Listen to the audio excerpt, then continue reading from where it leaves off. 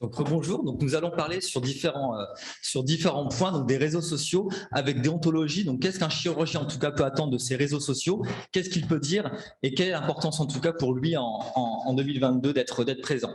Donc tout d'abord, pour les personnes qui ne me connaissent pas, j'ai créé en 2015 une agence spécialisée uniquement dans la communication donc médicale. Je m'occupe également de la communication digitale pour des sociétés savantes, pour des industriels mais aussi pour des congrès, également pour des praticiens bien sûr, en titre professionnel. Je suis dans des workshops, dans des congrès et dans d'autres. J'enseigne aussi dans les diplômes universitaires à Henri Mondor et sur la faculté de Nice également sur le même sujet. Et je rédige aussi des articles donc, spécialisés sur ce domaine. Donc en premier point, la déontologie, que dit-elle ?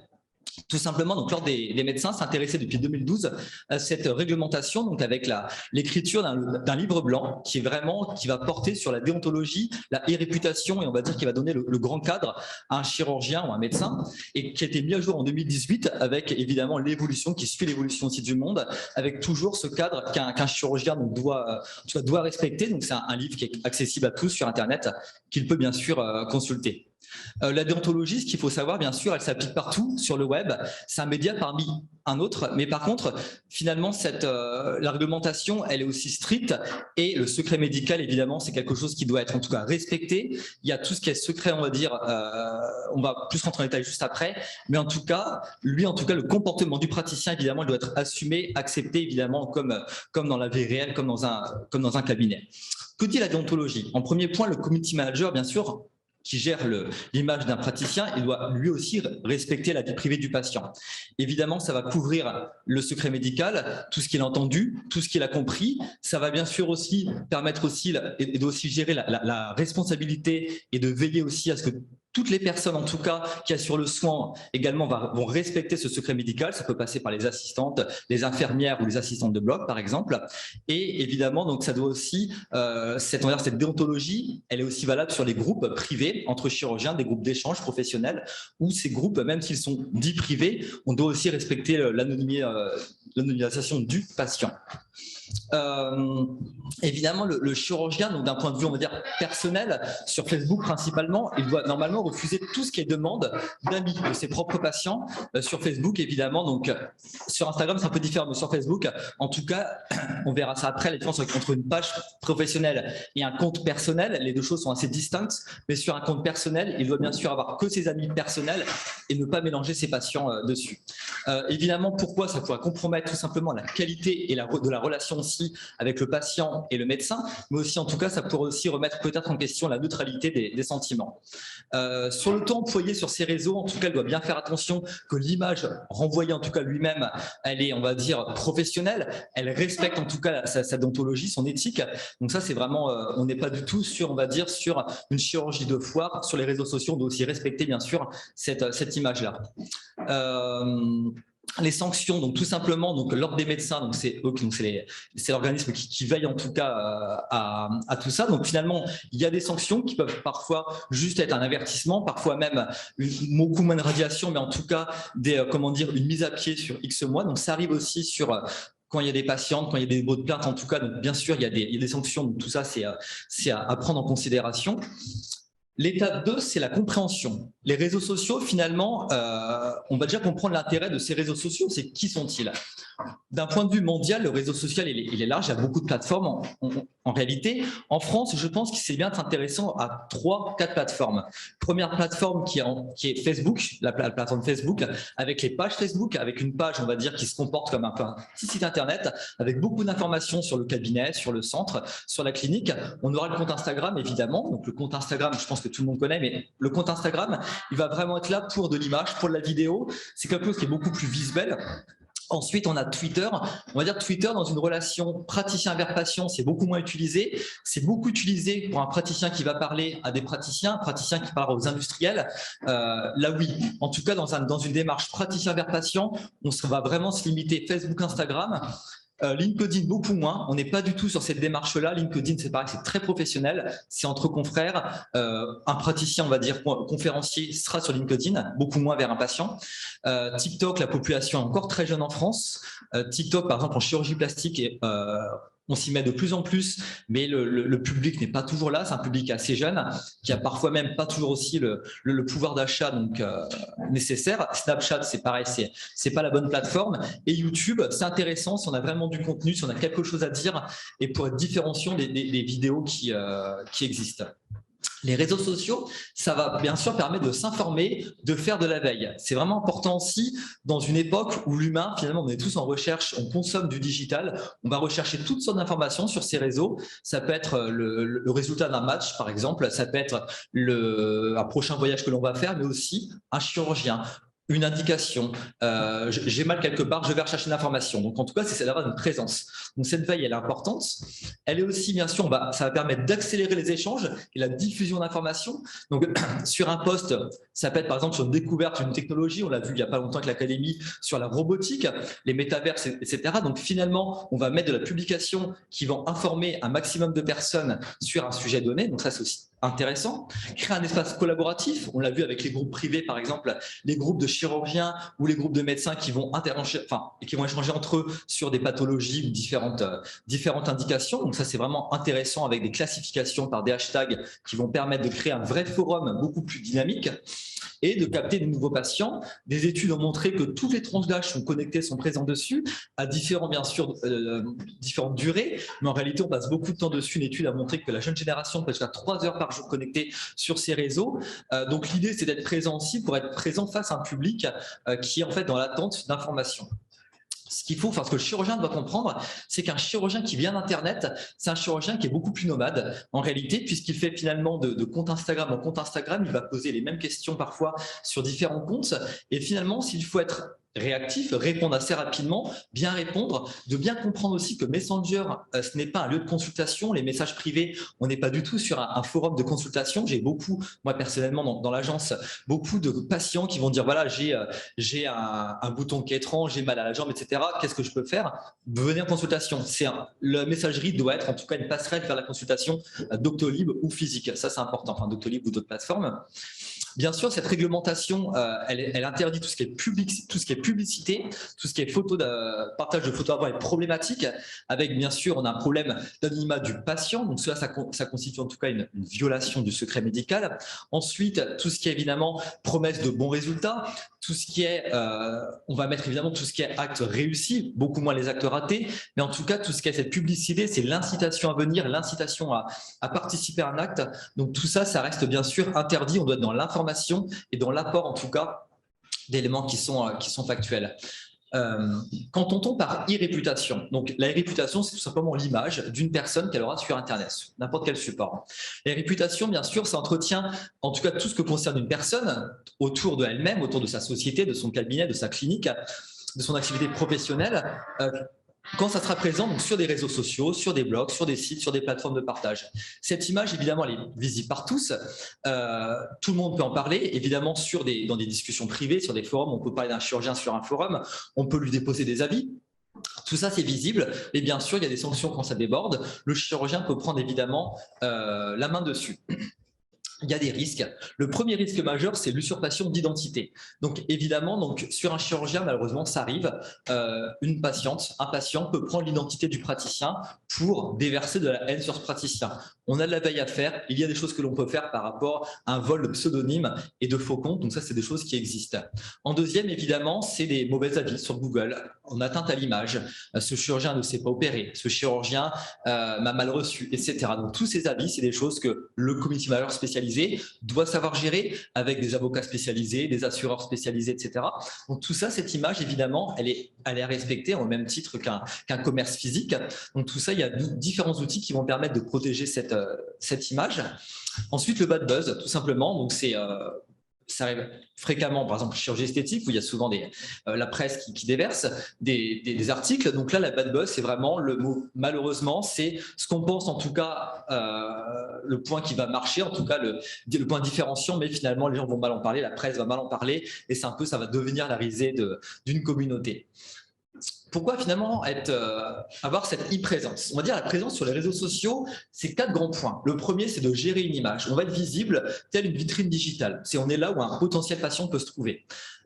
Je suis chirurgien donc digestif et finalement je vais exposer ce que je sais faire, ce que j'ai appris et ce que je fais de différents de mes confrères. Donc je gère, en tout cas je suis visible. Ensuite je vais marketer mon cabinet, mes compétences, donc toutes mes formations, tout ce qui est en tout cas spécialisation, on market en tout cas son savoir-faire. On crée une communauté de ses propres patients pour apporter des conseils. Par exemple, j'ai des chirurgiens digestifs qui vont apporter à leurs propres patients des conseils post-opération, des conseils sur différentes choses, donc sur ces patients qu'on va maintenir en tout cas pour leur apporter aussi une information complémentaire. Et on reste proche évidemment d'un public ou d'un potentiel patient, ça va de soi. Ensuite, pour optimiser les réseaux sociaux, les 4 grands points, moi je pense que des bons réseaux sociaux, il faut déjà que le site soit à jour. Est-ce que le site est à jour? Est-ce que les réseaux sociaux sont en tout cas à l'image du site? Donc, il y a une cohérence entre les deux, une cohérence graphique. Ensuite, de cultiver bien sûr dans ce que l'on dit une proximité avec le lecteur, qu'on est vraiment là pour apporter une vraie plus-value, une vraie valeur ajoutée, avec des vidéos, ça peut être des vidéos testimoniales, ça peut être des questions-réponses, etc.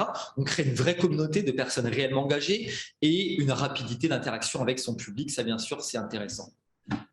Comment un chirurgien peut se démarquer? Le premier, je pense que c'est raconter une histoire, être dans la bienveillance et dans le côté mercantile. Et l'idée, c'est vraiment en tout cas de raconter, ça peut être comment j'ai sauvé une dame d'une embolie ou comment en tout cas j'ai apporté la marche à quelqu'un grâce à une chirurgie des jambes ou autre chose. Mettre en valeur une philosophie, un personal branding, c'est qu'est-ce que je fais de différent par rapport à notre confrère. En tout cas, donc là, on met en avant soi-même en tant que chirurgien et on défend aussi la chirurgie à la française, l'ADN, les avantages de passer par un chirurgien qualifié, donc de l'art de le faire savoir. Ça, c'est vraiment un point qui est vraiment important. Ça paraît que ça se fait beaucoup dans certaines spécialités, c'est la course au like, attention au piège. Il y a beaucoup de cette course avec des faux abonnés. Je ne vais pas rentrer dans ce détail, juste pour en parler brièvement. Il y a beaucoup de chirurgiens, moi je vois à l'agence beaucoup de chirurgiens qui me demandent des abonnés, avoir beaucoup d'abonnés. Il y a beaucoup de mensonges autour de ça, de fausses mensonges vis-à-vis des patients, parce que finalement il y a des agences qui vont vendre un paquet d'abonnés, de faux abonnés qui vont finalement s'abonner au compte, qui vont gonfler le nombre d'abonnés et c'est fictif en réalité. Donc là, il faut faire vraiment attention à ça. Après, on s'aperçoit que tous les abonnés finalement du compte en question, par exemple, la plupart sont faux et les patients seront de plus en plus comptes. Donc faites attention aussi à tous ces comptes où vous voyez 5, 10, 15 000 abonnés. Généralement, il y a beaucoup de supercheries comme les faux commentaires ou les faux likes. Ça, c'est des sujets où j'en parle dans d'autres conférences, en tout cas sur les achats d'abonnés. Mais je voulais en tout cas vous montrer que ça existe. S'exprimer, bien sûr, est un droit. S'exprimer, donc le patient, il a le droit de s'exprimer sur son patient, sur son praticien. Ça va passer principalement par Google My Business, par les avis sur Google. Tout simplement, vous avez des avis négatifs. Je pense que ces conseils, c'est d'améliorer déjà l'accueil, l'écoute, l'attention. Le praticien, peut-être, il doit passer un peu plus de temps avec son patient. En tout cas, il y a ce point-là qui est amélioré. Ensuite, on doit sensibiliser aussi le praticien au relationnel. Ça, c'est un point qui est assez important. On doit prendre le temps nécessaire de filtrer les patients. Peut-être qu'il y a des formations psychologiques à voir aussi avec la secrétaire. Le patient a un problème, peut-être aussi comment l'éviter. Répondre à chaque avis, à chaque commentaire négatif, c'est hyper important aussi. Et d'inciter chaque patient à déposer des avis, c'est primordial. Pour noyer bien sûr ces mauvais avis. Ensuite, les avis diffamatoires. On essaie d'identifier la provenance, jouer à la médiation, on rappelle le patient. On peut contacter évidemment une assurance médicale ou son avocat qui est spécialisé en e-réputation. On peut demander après directement, via souvent son avocat, à Google France, une suppression de l'avis via recommandé. Donc après, il y a des process aussi en cas de diffamation, on en parlera tout à l'heure. Et on peut inciter bien sûr des patients évidemment à noyer cet avis en déposant des bons avis. Pour tous les chirurgiens, on va dire, qui délèguent leur communication, je pense qu'il y a des points qui sont importants qu'une agence doit avoir.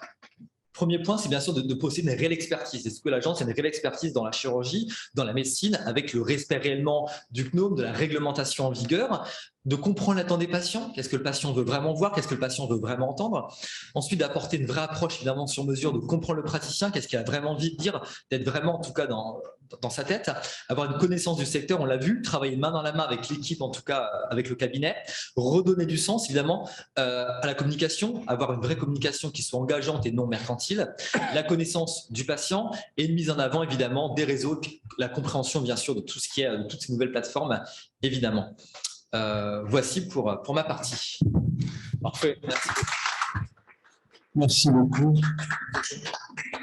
Sujet très vaste et difficile parce que effectivement entre les vraies informations, les fakes, les manipulations de l'opinion des patients, tout ça c'est donc un sujet extrêmement complexe et dans lequel il y a des avis réglementaires que tu as bien fait de rappeler, donc qui sont essentiels pour ne pas sortir dans des marges qui seraient complètement interdites. Donc, et cette méfiance, donc c'est un peu le ressentiment que j'ai aujourd'hui par rapport aux réseaux sociaux, c'est un peu se méfier considérablement parce qu'il y a aussi une illusion qui se développe dans l'esprit de beaucoup de nos patients, c'est la possibilité de faire du self-assessment de sa santé, c'est-à-dire d'avoir des avis concernant ses propres pathologies à partir de données qui viennent de ressources complètement non fiables. Et donc, nous avons souvent dans nos consultations à redresser finalement, les patients viennent nous voir avec quasiment leur diagnostic, leurs idées sur le traitement qui doit leur être proposé et donc ils veulent intervenir sur le choix éventuel, alors sans avoir forcément toutes les notions qu'il serait nécessaire d'avoir. Voilà, questions, beaucoup de questions. Mais j'aurais une question. D'abord notre ami Jean-Pierre Rosenbaum et puis après Ronald Virag. Alors, oui, par rapport, tout à l'heure, vous avez parlé de l'ordre des médecins, de la partie déontologique, etc. Alors, ce type de débat, je l'avais eu, enfin, pas aussi... sans entrer dans les détails comme vous l'avez fait, c'était fait par un président d'ordre des médecins de la région de Nice, et donc on exposait justement les problèmes sur les comment dirais-je, sur les opinions qui sont faites sur Google et autres, et c'était le problème pour les chirurgiens, c'est pas tant les bons avis que parfois des avis qui arrivent complètement injustifiés, sur lesquels le médecin est absolument démuni, et comme le disait le président tout à l'heure, des gens qui parlent de leur cas, qui est un cas un peu particulier, sur lequel ils peuvent à partir de là émettre un avis sur le médecin alors qu'il a fait tout ce qu'il fallait. Et donc la réponse du président ou de l'ordre des médecins avait été, on ne peut pas faire grand-chose finalement au niveau de l'ordre des médecins, on peut pas s'opposer à ça, et la seule façon de faire, c'est de faire des contre-avis positifs, ce que vous avez dit tout à l'heure. Et c'est quand même incroyable quand même ce qu'on puisse... Voilà. C'est triste à dire, mais parfois on se rend compte que le chirurgien est au même titre que l'hôtel ou le restaurant sur Google en fait. Malheureusement, c'est donner en tout cas la parole à tout le monde, au monde entier sur Google, et donc tout le monde, même des non-patients qui sont parfois jamais venus voir le praticien, et déverse une haine. En tout cas, c'est d'y répondre. On répond à l'avis. Parfois, là, j'en ai pas parlé, mais dans la réponse à cet avis, de faire attention de ne pas dévoiler le secret médical. On répond en tout cas pareil, de manière non virulente. On n'agresse pas la personne qui a déposé l'avis, parce qu'après, ça va faire effet de boule de neige. Donc, on répond en tout cas. On essaie de savoir qui c'est. Et encore une fois, donc, diffamation, on identifie bien. Et après, donc, il y a des process de plainte à avoir. Mais en tout cas, déjà, moi, je pense qu'on ne doit pas dépasser 15% de mauvais avis. Si on n'a que des bons avis, c'est louche. Si on n'a que des mauvais avis, c'est louche. Mais en tout cas, on ne dépasse pas 15% de mauvais avis. C'est tout à fait normal. Et il y a mauvais avis, mauvais avis. J'ai trop attendu n'est pas un mauvais avis. Voilà. Donc... Ronald Virag, et puis après, il y a Pierre Devalet à distance qui voudra prendre la parole. Premier point pour cet aspect des avis des patients. Nous avons, une politique dans un domaine extrêmement particulier que vous connaissez tous. On a décidé, de ne pas les lire, donc on n'y répond jamais. Je crois que peut-être c'est une attitude qu'on peut conseiller parce qu'autrement on rentre dans un cercle que j'appellerais pas vertueux mais plutôt vicieux et ne pas faire appel à des avocats, etc. On n'a pas à se défendre.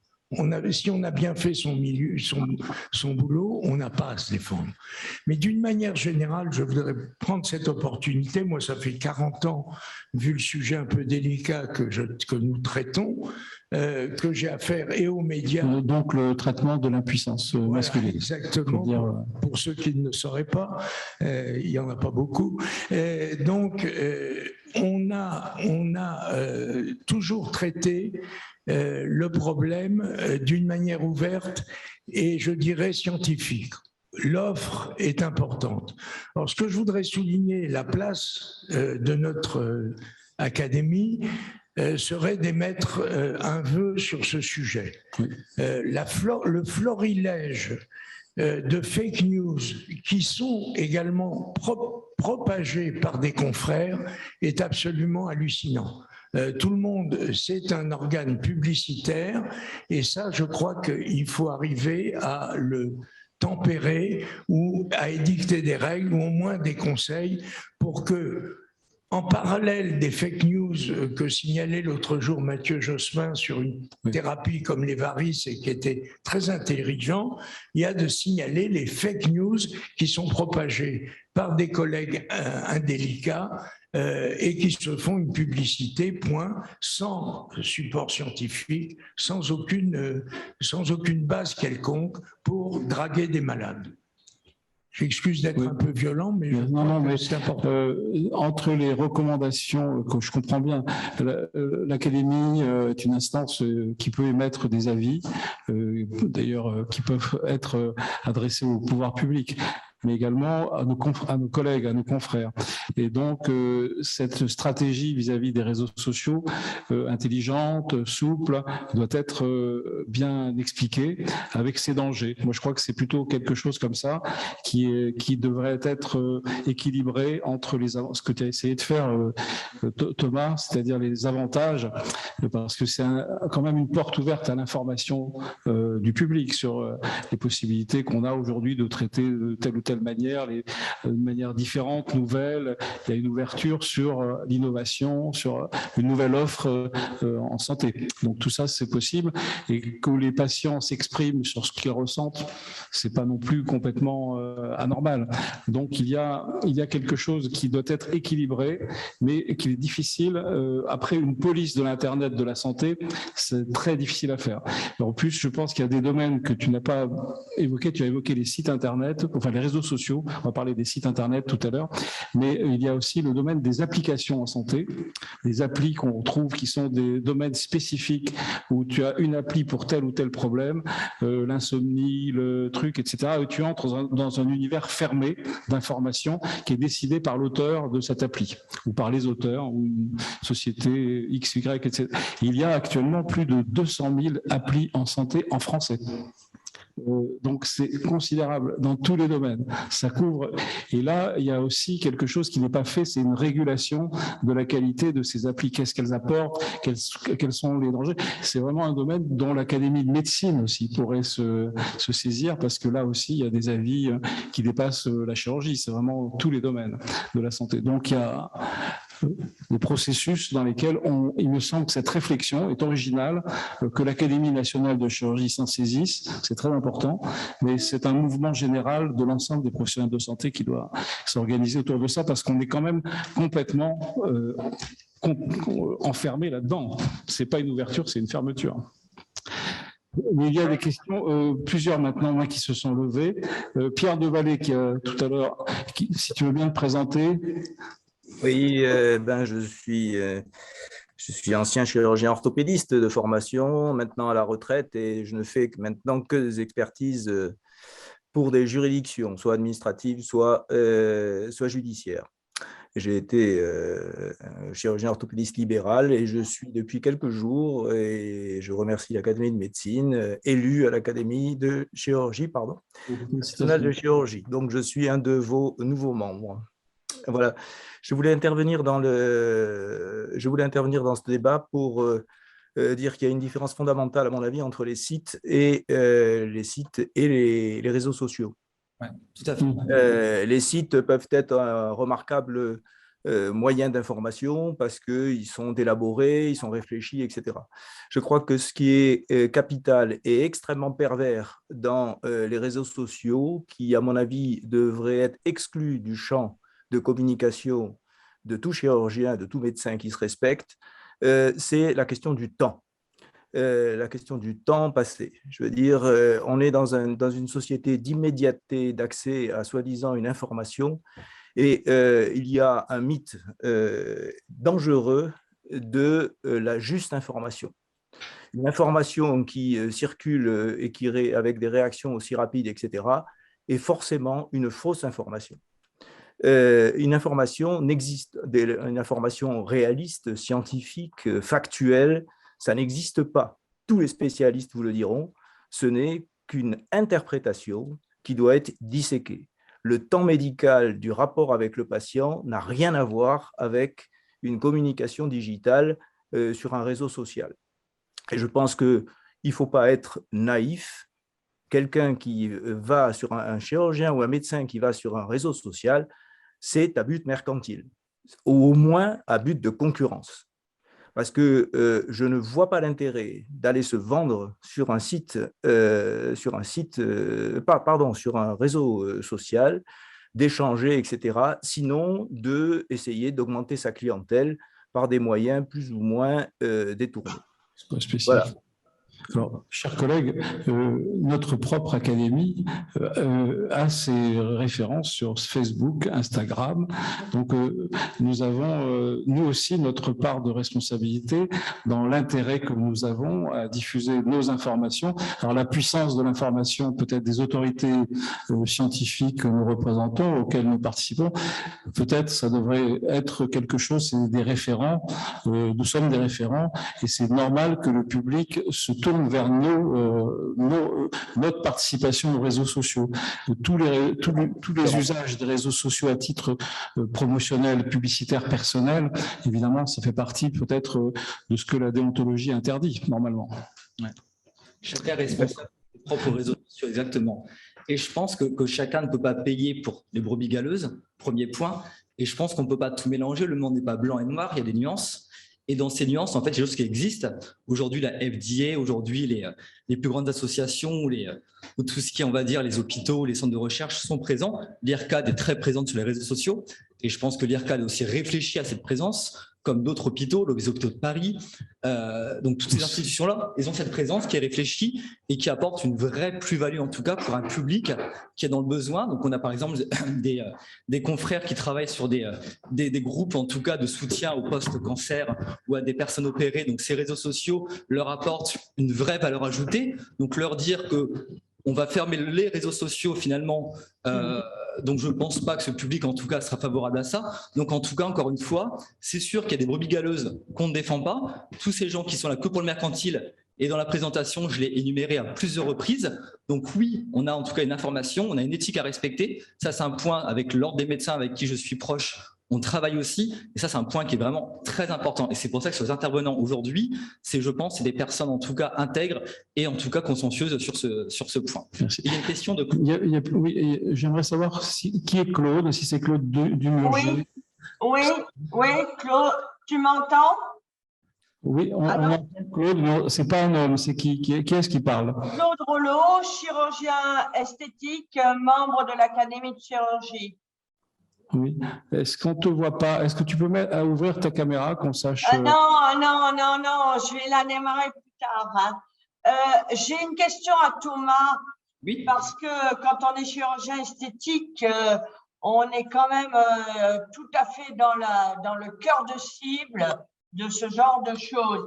Et moi, j'ai une question extrêmement précise à Thomas. Comment peut-on répondre aux patients qui envoient des messages? Est-ce qu'il est intéressant de mettre, comme on me l'a dit, de répondre de façon extrêmement vaste en mettant des lignes et des lignes et des lignes et des lignes pour essayer de faire descendre le mauvais avis? Est-ce que ça va faire descendre le mauvais avis? Ou est-ce que tu peux répondre juste « Merci monsieur, madame, je vous remercie de votre message, j'ai bien entendu, etc. » Est-ce que le fait de mettre 25 lignes va changer quelque chose? Merci beaucoup. Thomas va répondre. Merci beaucoup Thomas de répondre à cette question précise. Merci Claude. Pour répondre, bien sûr, il faut répondre à ces avis. C'est pas la réponse en tout cas qui vont te faire diminuer, en tout cas effacer cet avis ou en tout cas le soustraire. Mais en tout cas, l'idée c'est de noyer cet avis par d'autres avis positifs, patients bien sûr. Et c'est vraiment ces nouveaux avis à la longue qui vont permettre en tout cas de noyer ce fameux avis. Mais malheureusement, il y a aussi cet avis qui sera donc par un effet d'algorithme parfois mis en avant sur des profils. Un autre profil va le regarder, l'avis sera pas visible.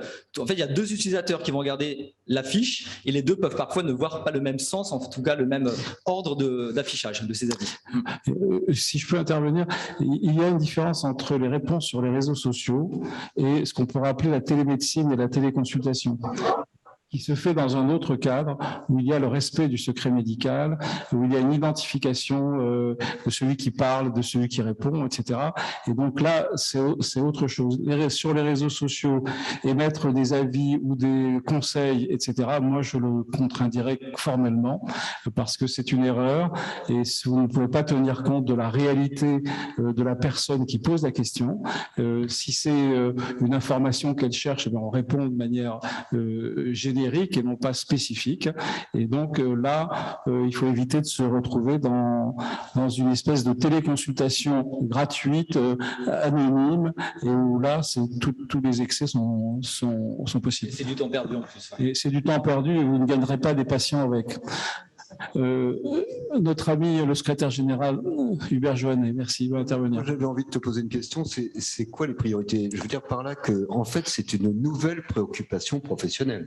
C'est sûr. Que dans notre métier de chirurgien, on passait du temps à consulter, à opérer, à lire, et puis maintenant, il faut qu'on s'occupe du site internet, des notes Google.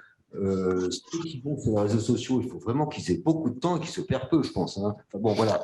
Et donc, ma question, c'est par quoi commencer en pratique? Par quoi commencer? Quand on s'installe, on veut faire connaître qu'on existe et qu'on travaille. Quelle est la hiérarchie, si j'ose dire, avant d'arriver sur le réseau social où on va créer 11 millions d'abonnés? Et donc, tout dépend. Donc, on va dire un jeune chirurgien qui débute son activité, bien sûr, aujourd'hui, à mon sens, le site reste en tout cas une priorité, la création de son site internet, d'être référencé sur Google. Ensuite, donc tout ce qui s'affiche sur Google My Business. Après, sa page Facebook, la page de son cabinet, son compte Instagram professionnel. Mais il va déjà commencer par le site internet, par ensuite la fiche sur toi qui mettra à jour, ça Julien Vervel en parlera tout à l'heure, et ensuite les réseaux sociaux. Mais c'est vrai qu'aujourd'hui, en tout cas, ça se délègue beaucoup. Il y a de plus en plus d'agences qui existent. Il y a peu d'agences déontologiques qui ont une vraie connaissance du marché, donc ça, il faut vraiment faire attention à ce point-là aussi, je signale encore une fois.